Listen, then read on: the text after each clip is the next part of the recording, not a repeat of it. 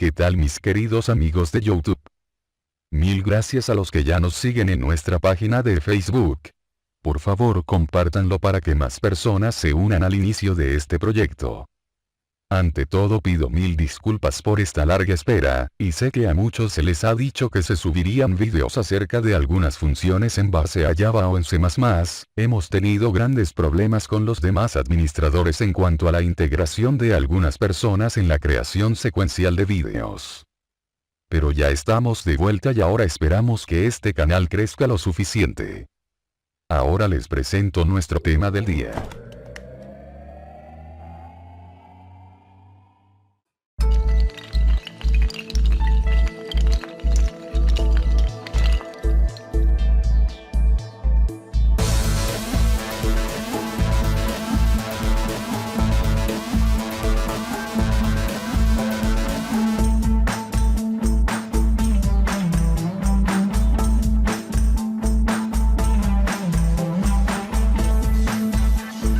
Hola queridos amigos de YouTube.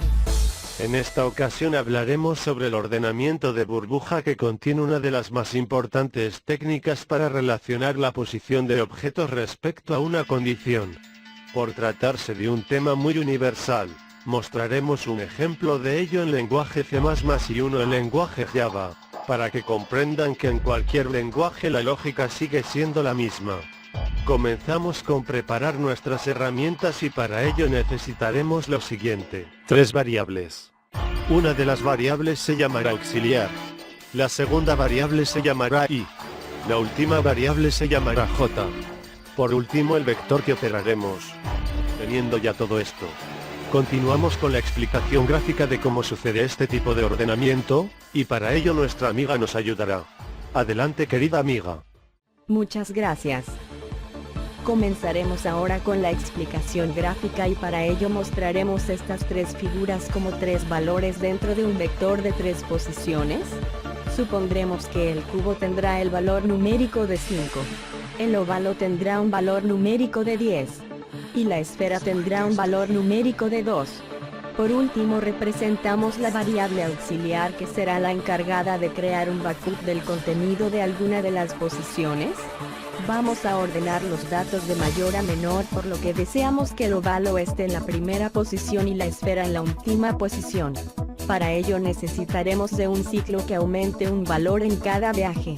Luego necesitaremos otro ciclo que se encargará de verificar un determinado número de veces.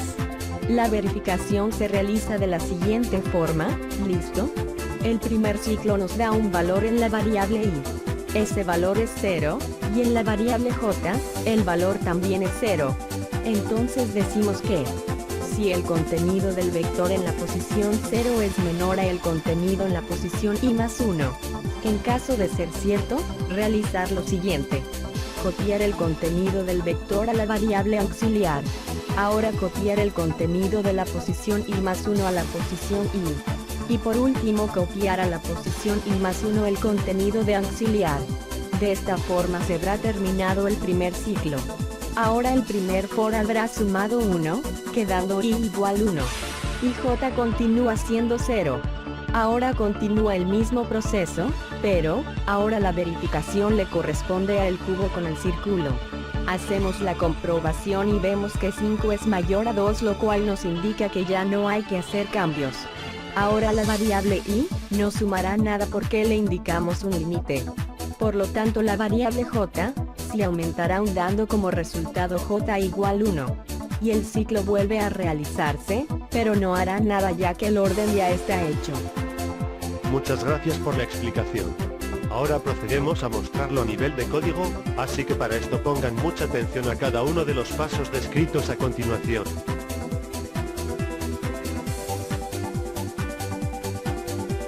¿Qué tal amigos? Bienvenidos. Comenzaremos con el ordenamiento de burbuja en lenguaje Java. Para ello tenemos que importar a nuestro proyecto la biblioteca java.util. el cual pondrá a nuestra disposición todo el contenido del mismo, aunque solo usaremos la opción de escanear en ello. En esta ocasión, por tratarse de un ejemplo sencillo, no será necesario crear una clase por cada acción, todo lo haremos dentro de main. Ya dentro de la clase vamos a inicializar el vector, le diremos con las llaves que se trata de un vector y no de una variable cualquiera de tipo entero, seguido de la palabra reservada new que indica que es un nuevo espacio en memoria de clase entero con 5 espacios según se lo indicamos anteriormente en la variable valor. Ahora le ingresaremos datos a este arreglo con un ciclo for que recorra cada una de las casillas. Inicializamos la variable i, de iteración, dentro de las sentencias de for. Con system.out.println, vamos a indicar en pantalla que ingrese un valor numérico con su teclado. En este caso le concatenamos la variable i+1 para que en la pantalla aparezca la posición en la que se guardará el dato. Ahora creamos un objeto de tipo escáner y le llamaremos v, le indicaremos que reserve un nuevo espacio en memoria y dentro del paréntesis le diremos que lo use para almacenar lo que el sistema le ingrese. Después le indicamos que el vector en la posición que indique la iteración, tendrá el dato de tipo entero que recibió el objeto v. Ordenamiento. Ahora que ya llenamos el arreglo, pasaremos a ordenarlo de mayor a menor, procederemos a ordenarlo con un simple if, y con 2 ciclos for de manera anidada. El orden se dará de la siguiente manera. El primer for verificará un determinado número de veces que todo esté en orden como debe ser. El segundo for manejará el orden de la inspección de cada posición en el vector. Pero necesitamos que dicha inspección no toque el último dato del vector y por ello le pondremos un -1. Ya dentro de este mecanismo pondremos una condicional if para que verifique si es o no necesario realizar el movimiento de datos.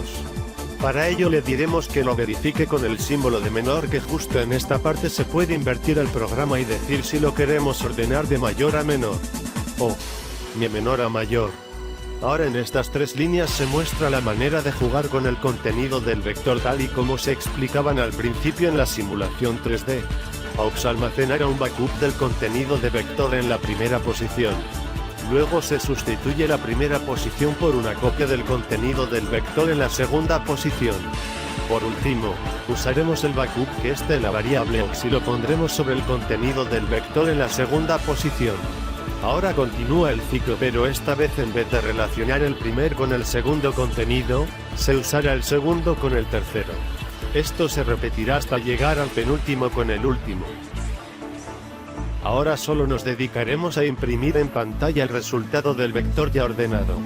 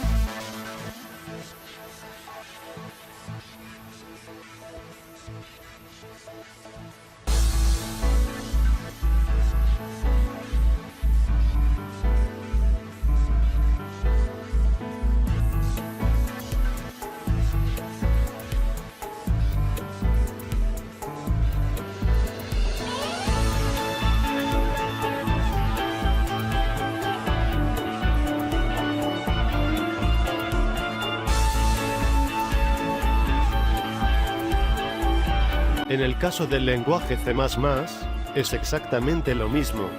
La única diferencia es la manera de llamar las librerías en vez de los paquetes. Además de usar cout o printf en vez de system.out.println.